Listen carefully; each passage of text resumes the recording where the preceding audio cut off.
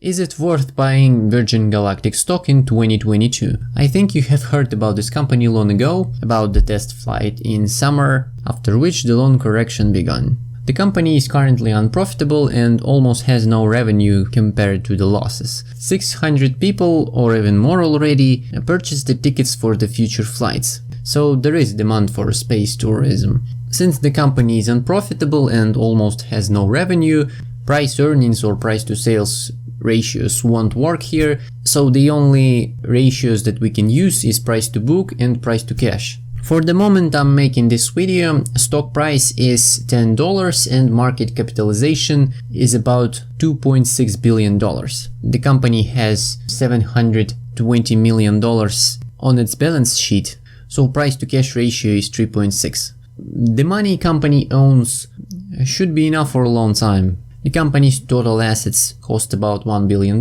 which means price to book ratio is about 2.6. For such high risk company without any net profit and almost no revenue, it's pretty expensive in my opinion. Yes, after large corrections, companies still can be expensive. I just have seen companies with positive cash flows and much lower PB ratios. But never mind.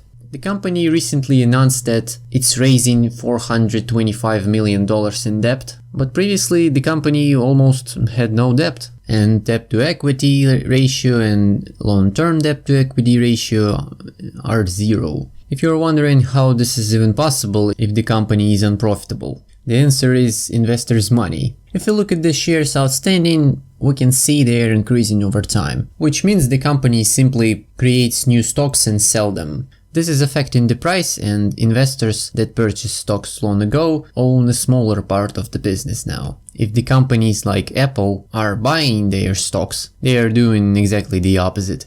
So it's important for Virgin Galactic to keep the stock price up. And the only way is to announce something, create news, simply speaking. And they will be doing it. So even if space tourism won't have a significant commercial success, there are still high chances for this share to go up. So if the company announces first flight with tourists, for example, the stock will gain a lot. So it's just necessary for company's survival to announce and show something. But you can't know when this happens. Until then, the stock can go down and down and down. The risks are very high. After 50% correction, there can be another 50% correction, and then can be another 50% correction. According to the revenue forecasts, the first significant revenue company will have in 2025. And even according to the best forecasts, revenue will still be low for the current market capitalization. I do not recommend to take these forecasts seriously. This is very approximately. According to the EPS forecasts, the company will not be profitable in the next few years. Space tourism will not be fast-growing sector. There is demand for it, like I said in the beginning, but there is low chance that people will be buying multiple tickets. Last thing I want to mention is that 26% of the stocks belong to retail investors, and they are very chaotic. You can expect anything from them, so never think like this stock can't go lower. It always can. This stock will be very volatile.